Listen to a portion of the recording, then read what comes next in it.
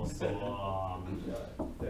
loadet den visualismen og loadet den på start, og så Right. Viser seg at det var fucked opp, siden det skjer i feil rekkefølge. Siden game loop kjører liksom en startup og init, som blant annet startskjeden kan man sette absolutt på den. Did we know this has to happen after you defined all the variables and stuff? Så basically bare, det funker bare tilfeldigvis fordi grunnen til at det funker fordi det bare tilfeldigvis. Don't fall. Okay. Hey guys.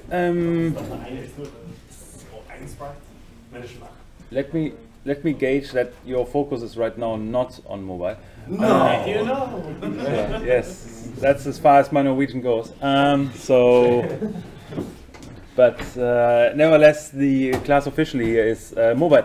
By the way, there's a bit of a limited existence of the remaining mobile students. Yeah, they're probably all very late working on Pac-Man. Ah, cool. I'm right. guessing. All of them? No. Maybe. Not and really. the rest is probably prioritizing Pac-Man over this. Yeah, but the point is there's this class is a superset of the graphics class, right? Yeah. They don't care. They have a deadline tomorrow. I think like Third year? half of the students have a bachelor's degree, so it might be that they are focusing on that. Ah, yeah, okay. So again, priorities. Okay, good to know that we probably shouldn't give lectures at 8 o'clock in the morning or 8, whatever that is right now, in the morning. Anyway, so Marshall coming, I will wrap up some things on networking that we talked about or didn't really talk about. And the other aspect is with respect to, and then we can continue, or you guys continue with your labs and exercises anyway.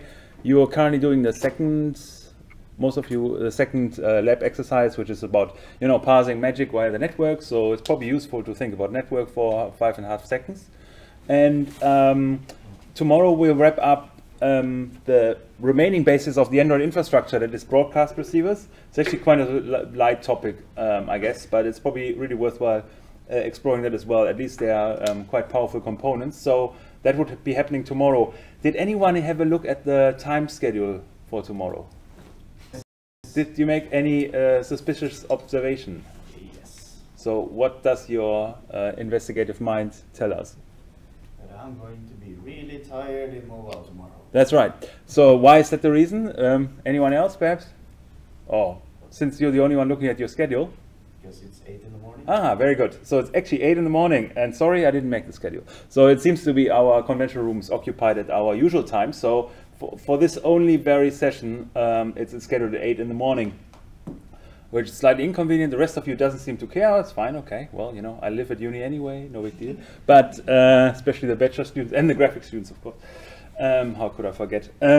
So my suggestion is there, yes, we need to do a bit of a session there, but probably can also start about 8:30 or something like that, because we won't need the full 2 hours anyway. So we can condense it a bit with the hope that there will be more people attending. I'll send another message via email, Blackboard email thing. Even though we don't use it, we use it for email notifications. So it's a bit so everybody gets the message, and we start a bit later.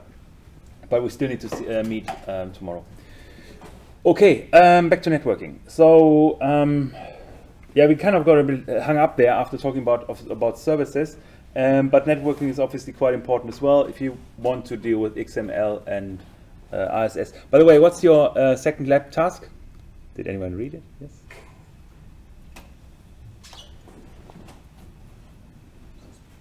No?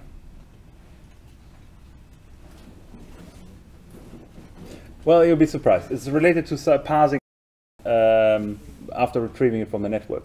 But we talked generically about how to use the network, and also mostly it actually points to some shortcomings that or opportunities that are in Android, because not everything is standardized in a way that there's only one single way of doing things. So it's always quite good to have a pointer as to what you should probably do when you try to parse structured data.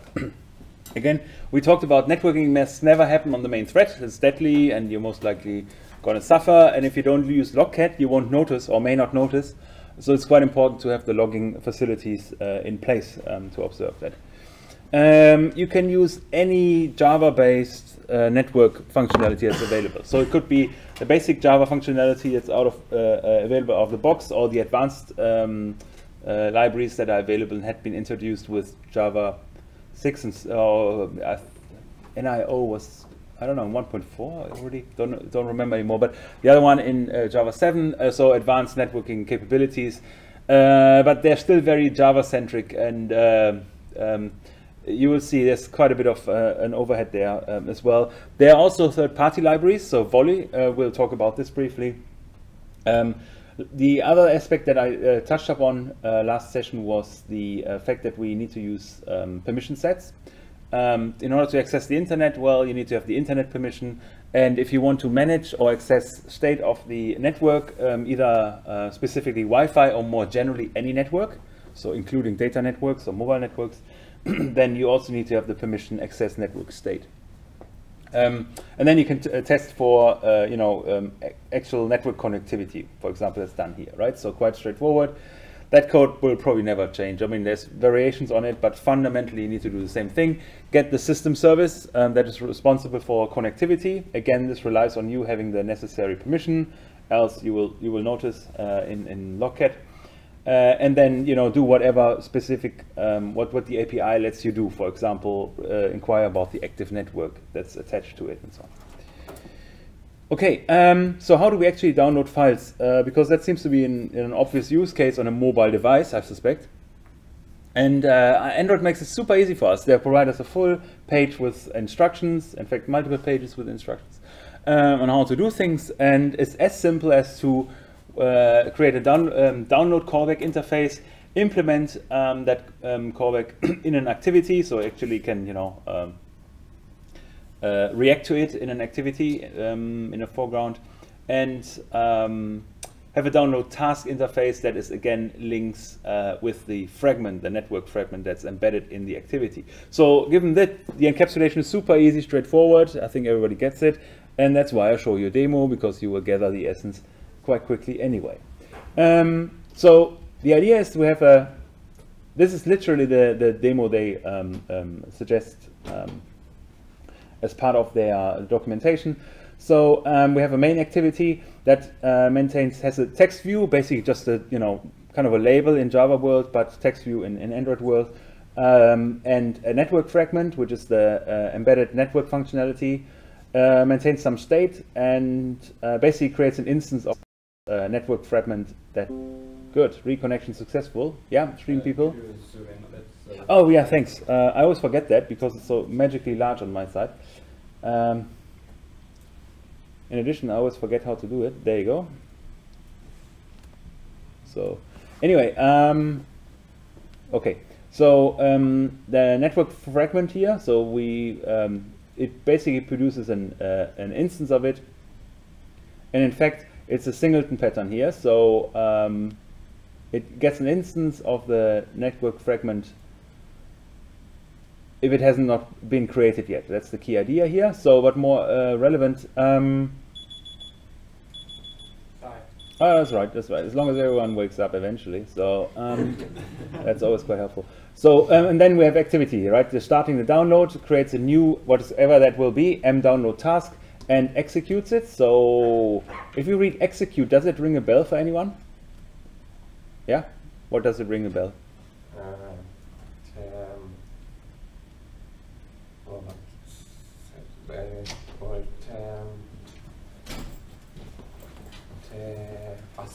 Yes, that's right. That's right. So hi.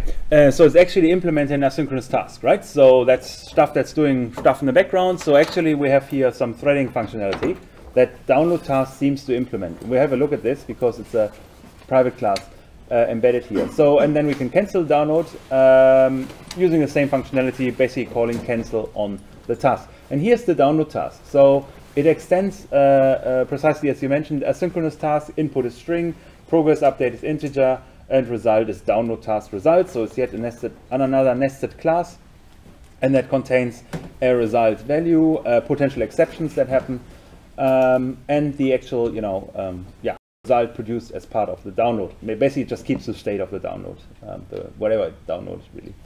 So on pre-execute again, network connectivity, stuff we know. And update from download, not sure, it just calls something on a callback.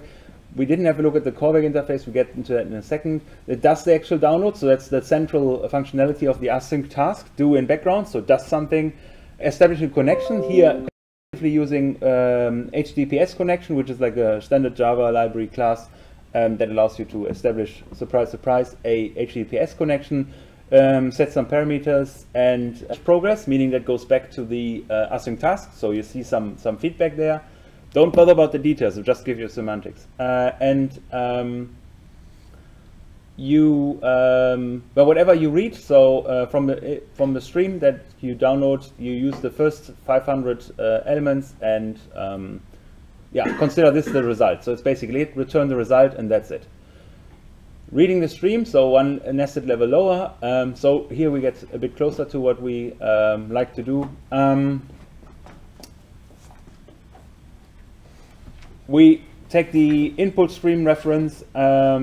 We assume a character set of UTF-8 and initialize the buffer, and then basically reads content from it and publish the process again. So here we reach into the buffer and return result. So without further ado, the last thing is the interface. This is basically what has been implemented in the background. It's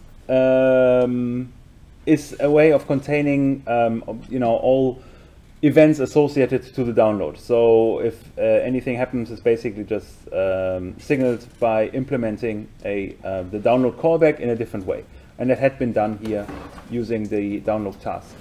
Okay.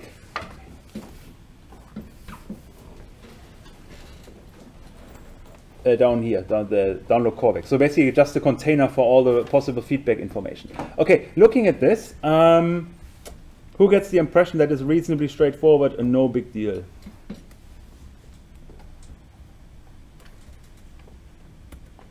Let's see if it actually works.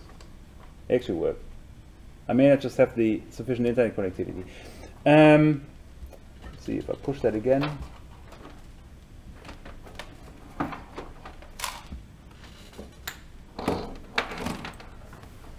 Ah, timeout, yes, that's the message. So I seem to have internet issues here. So you see those two panels here. Some information, basically static information, and then the associated activity that you want to see here, but I think my internet connectivity is not fluent enough to warrant this. In any case, the stuff we just looked at, do you think it's quite straightforward? Who thinks it's super straightforward, no big deal? Oh, wow, that's good. Okay, anyone else? It's similar to Go, right? So it's quite straightforward, pretty much one line and you have everything done, right? Sure. Sarcasm at 8 in the morning? Yeah, perhaps not. So the point is, despite the fact that it's actually working, it's pretty tedious because downloading a file is probably not the you know, it's probably not the unique task. I think a lot of people have done that before and will probably do it after us. So it sounds a bit surprising that indeed in Android that seems to be a standard way of actually implementing networking. So how terribly convenient. But it gives you an impression that you can actually go pretty low level in terms of managing your network connectivity and providing information. But it's probably pretty hard to write that out without any sort of documentation or, you know, deeper conceptual thinking. And that's really just to download something. So so that's certainly one big limitation by Google, that they actually didn't really, you know, make that convenient out of the box. By the way, now it worked. You may not be able to read it, doesn't really matter, but here's actually the first 500 characters from www.google.com, so it actually works and spits it out down here. So since there's certainly some sort of productivity gap, if you like, in terms of, you know, doing that kind of you know, form of networking, the idea was basically to have more standardized ways of doing things, because there's a lot of code to get things wrong. That was worth 3 classes, in fact, not considering 2 nested classes, so 5 in total, that you would need to correctly implement and test. We didn't talk about testing in this context. So they actually came up with a library that's accommodating a lot of those issues, or rather has been developed tool in-house, but also by community, and it's called Volley. And that's definitely something you want to have a look at, and which makes, well, download so much easier. In fact, so easy that we can pretty much do it quite ad hoc. So let's just have the counter example of how we can possibly make it easier, and we'll just see if my, sorry stream, if my laptop will deal with that, because usually it has its issues. So what was that one? Volley demo, something like that. Volley example. We do it for Android 6, kind of reasonable API-ish.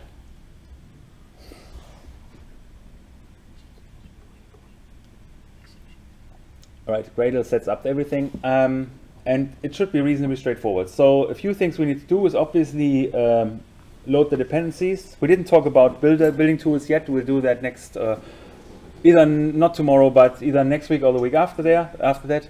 It's still not quite readable, right? So, sorry. Right now, Gradle is just setting up the project. As soon as it's done, I'll increase the font size a bit more, so everybody gets the gist, because this one is a bit more interesting. All right.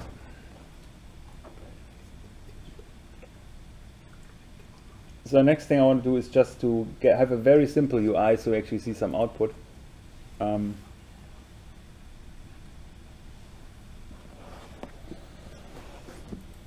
Yeah, nearly there.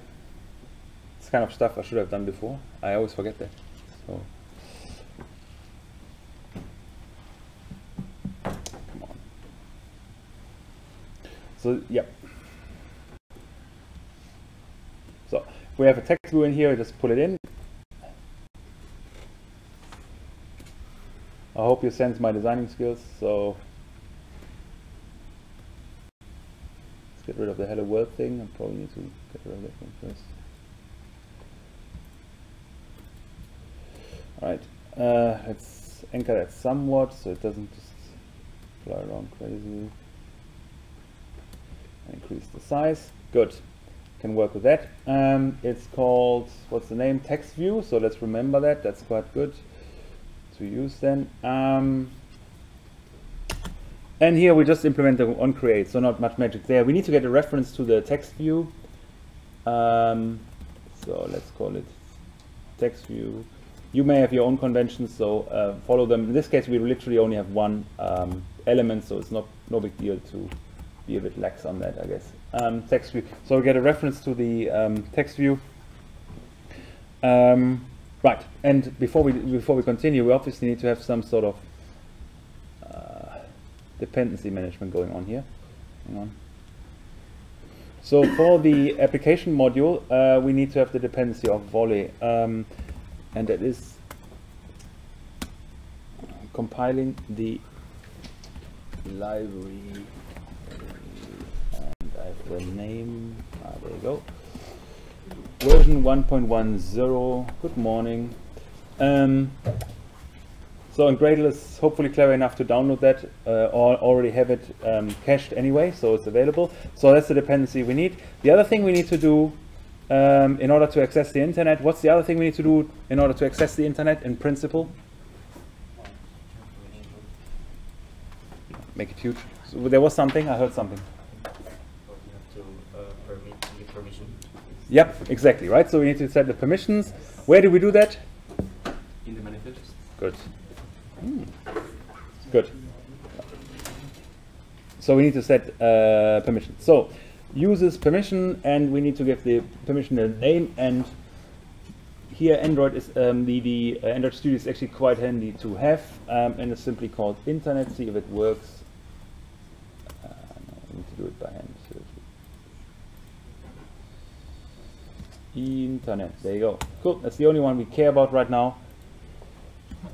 Admittedly, you should test for connectivity, but I'll just do blindly access the internet right now because I assume that it's... Sorry? Zoom in again? Yes, that's right. Comes my favorite hobby. That's right. Remind me, I don't, I have a pretty good view here right now, so that's putting me at an advantage. Okay, so two things we did. So one of them, add the dependency. On the other hand, set the permission set. So that's all done. Cool. And added some text field. So now we should actually be able to do something more meaningful. And that is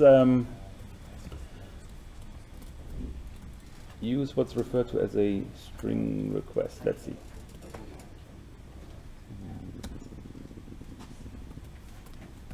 Volley, do you find it? Please find it. No.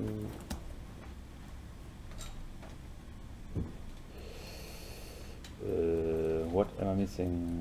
New request. Change the last thing. Please download the latest. Right. Now it found Volley. Cool. So if you look here under the imports, nothing there yet, but soon to be. The request queue, and there you go. So it has added the import com Android toolbox Volley. So everything seemed to work out. Gradle had found the dependency and accepted it as a possible input. Okay, we need to set up a new request queue, which is framed around this activity. I mean, it obviously depends if you're running you're having a service or an activity and so on, where you do that. Obviously not in the method, but rather here. Let's keep that associated with the activity. What am I missing? Can't resolve.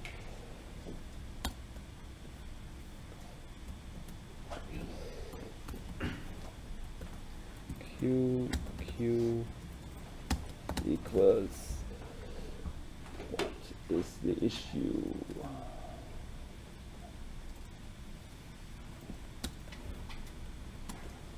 There you go. So, of course. Cool. Yeah, in this context, so we create up a new queue. So this queue basically takes requests. If you have multiple requests, you can queue them, and then they are processed asynchronously and produce some associated output. So let's write a request. And there are various pre-specified request classes, so implementations rather, such as a string request. So we'll use one of those. So new string request. And what you basically need to indicate is the requests methods dot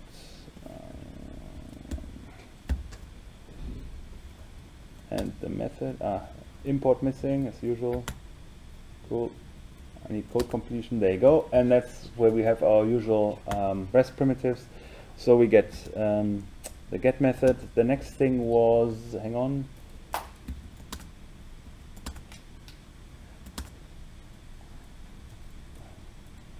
Doesn't really source the signature quite nicely, but we need a URL anyway. So let's assume that's HTTP for performance reasons. So google.com. So we need a URL from which we want to download something.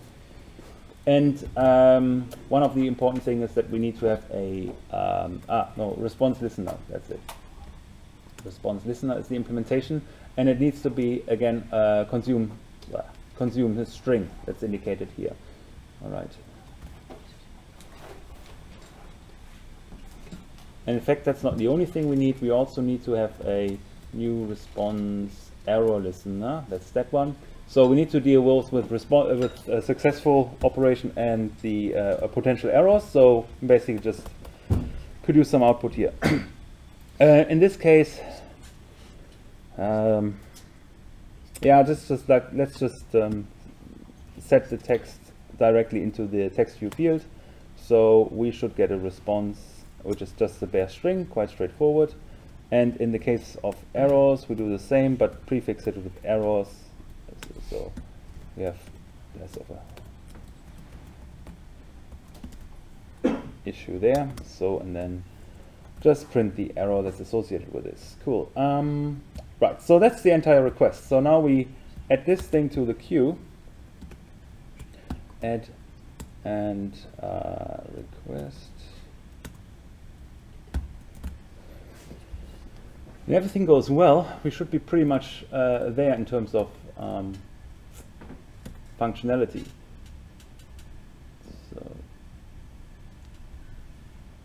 So that was the old one. The new one is slightly worsely designed, but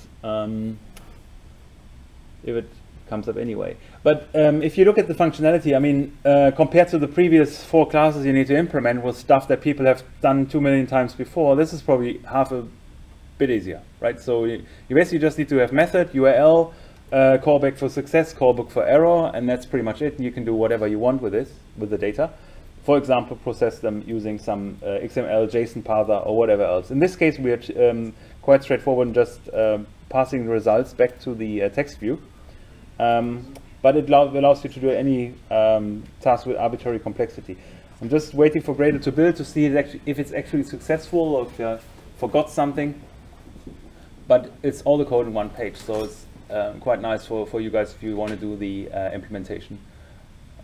Yeah. So and the Wally is officially supported by Google, and it's probably will stay around anyway. So it's just worthwhile using it, what you have, instead of doing everything from scratch. Of course, if you want to learn more about networking in Java and more specifically in Android, then you can obviously do all the stuff yourself. Wally example has stopped. Let's see what's broken. Let's figure it out. That's the fun bit. So, all right.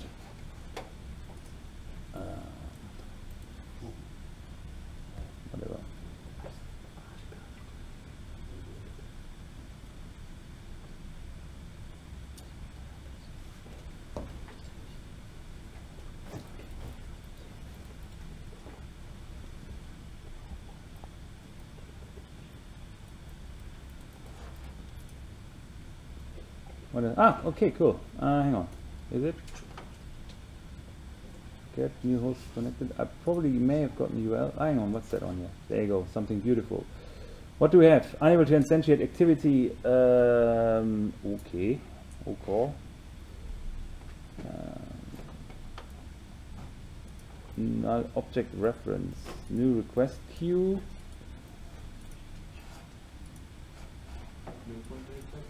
What am I missing? Right. So it, right. It will do that before I go on create and call. So I have 2 ways of doing it. Either I have if I want to reuse the request queue from elsewhere, I need to declare it outside the onCreate method and then initialize it, or just keep it in there. But let's say I want to reuse it across multiple methods, which is reasonable. Now do the following: q equals, okay, so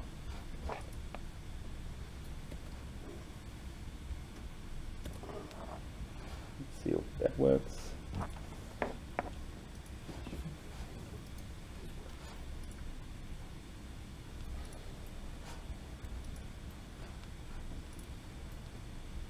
Need to enable the integration again.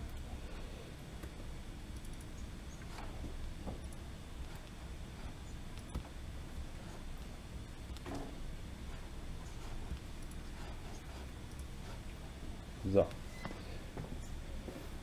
okay, wait a bit and see if that's a bit more successful. Yeah, that's a bit better. So, okay, in this case it worked. So what you see is basically a text view now with, blunt feedback from or output from www.google.com. So quite straightforward there. Not much magic.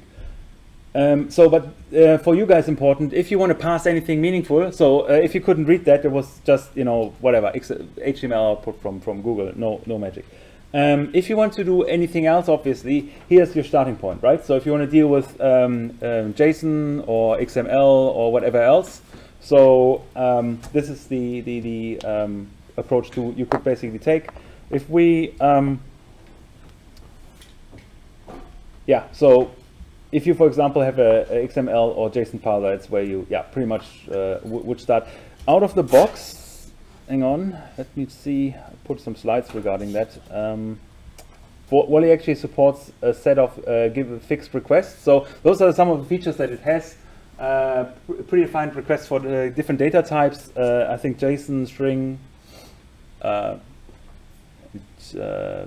I think as well. It has also caching, so it can actually cache requests. It can order and queue requests. You can also remove requests from a queue and so on. It's actually quite powerful in that respect.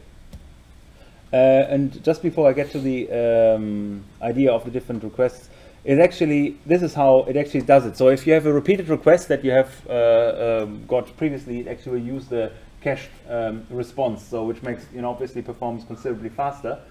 And that's the idea how it works. So basically, once once a request has been added to the priority queue or to the queue, it's actually dequeued for actual execution. And if it's in the cache, it's obviously just passed and handed back to your activity, so you can operate on it. Or otherwise, it will do the activity in the background, potentially in parallel if necessary, and it will do so on the networks on network threads. So this is the idea is that this is your single thread on the main thread. You notice that we didn't actually create an async task or the like. Then it has a separate cache thread that just looks up if you have downloaded data previously and just returns the cached results, or other than that, spawns of asynchronous tasks that are dedicated to the individual requests. So it's the key idea. Point is, you don't need to implement any of that one. Previously, you saw a bit more boilerplate of what's happening down further down the stack there in terms of socket programming. But that's how it basically works. Here's an example of if you want to, for example, you can also add so-called tagged requests. So where you have a request queue, and you can attach a tag to a given request and add it to the queue. So later on, you can cancel all requests with a given tag. Yeah, for example, if you want to, cancel all possible downloads of a particular URL or whatever else, you can tag them the way you like. So it's really convenient from that perspective. I put an example in for JSON as well. So if you, for example, want to deal with JSON object, it has a ready-made JSON object request implementation. Note that the signature is identical to the string one. It's always the same. So you have the REST methods you're dealing with, the URL, then the response handlers that you want to deal with. I forgot right now what this argument here is for, but anyway, this is the callback for success. This is the callback for error. And you do the same thing. So you just get a JSON object or JSON error object as a response, and you can operate based on that. Yes, those are the ones that are available out of the box. So string request, image request, and some JSON variants. But you can implement your own one quite relatively straightforward, or derive it from any of those. For example, the string request is a good basis to do any other sort of character-based processing.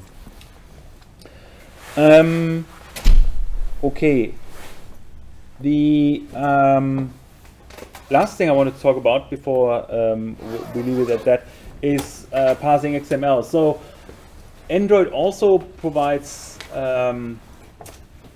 basic functionality for XML parsing. It's not as conveniently built in as, for example, you have as Volley, for example. So you still need to do a bit more hands-on work, and it's basically just pick any Java library you find. It makes it most convenient for you, and use that to parse, XML or JSON, whatever else. And even though they have a full description on how to do it in Android, I'll just bring that up briefly. I'm not convinced that it's the easiest way of doing things. So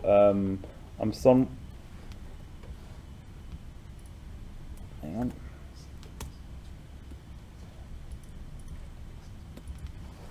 So it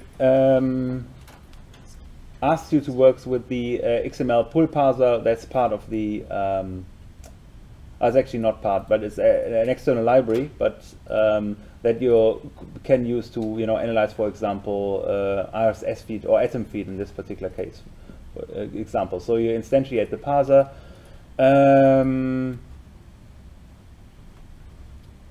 Indicate whether it actually operates on different namespaces, and then you just read the feed. But the issue is here, you need to do the tagging yourself. You need to identify the start and end tags for each individual entry and so on. So it can be semi-tedious in terms of exploring the data. So for example, if you read a given entry, you're looking for a start tag, and until you have the end tag,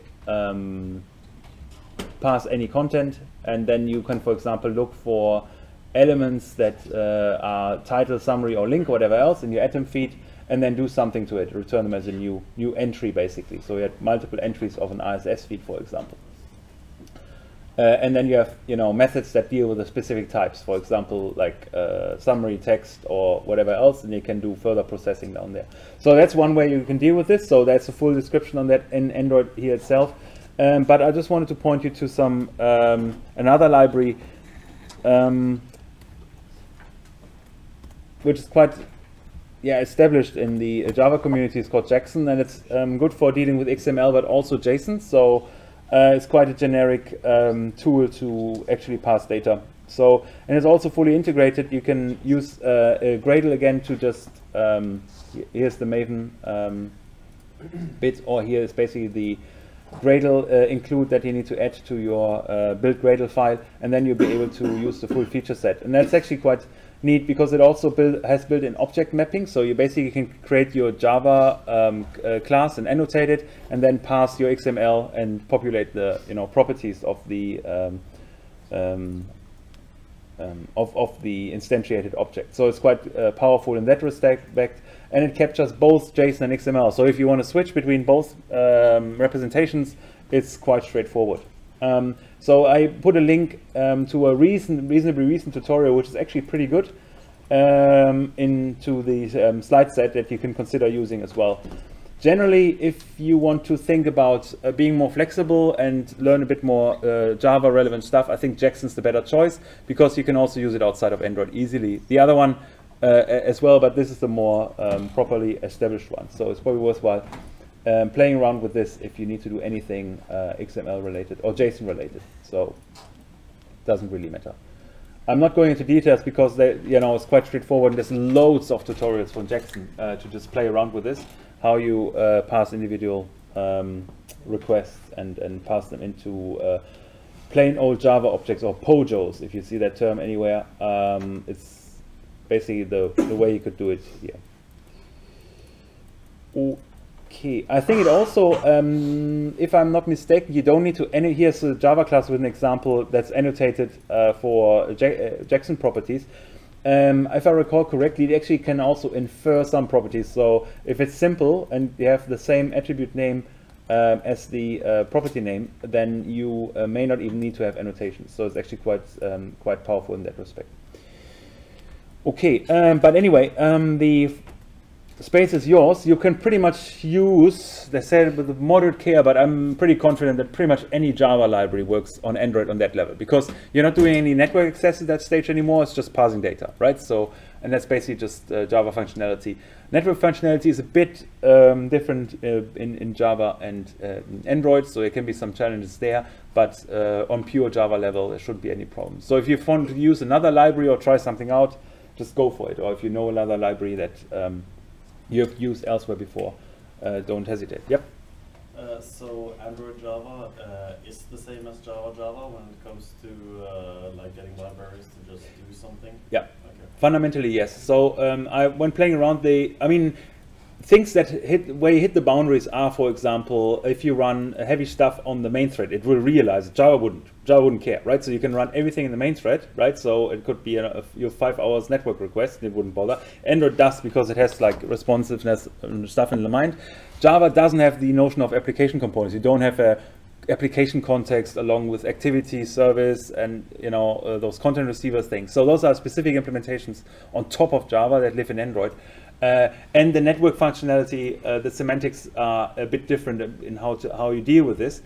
But anything above that level, generally, I think the rule of thumb was any library that has been written with Java 1.5 or higher should run on Android as well.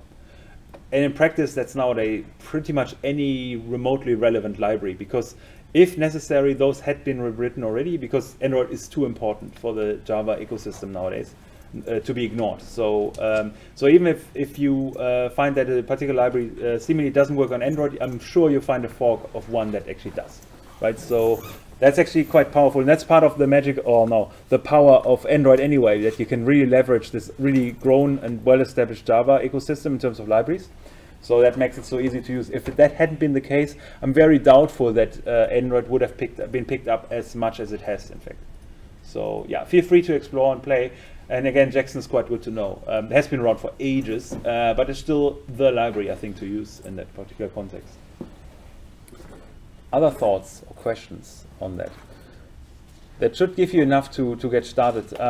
Yes, so tomorrow we talk about some other aspects, but for just to get the networking bit going, I think that should be it. Good. No? Yes? Still asleep? Again asleep? Okay. No feedback, everyone is asleep. Okay, good to know. Yeah, okay, happy hacking. Try to do some mobile in between. For the graphics people, hint. Yeah, okay, so you can just go back to your labs and do stuff. We talk more tomorrow. And if you have trouble regarding networking, we can check that out as well. You have time? Or? Yep, I'll just shut down the stream here, and there we go.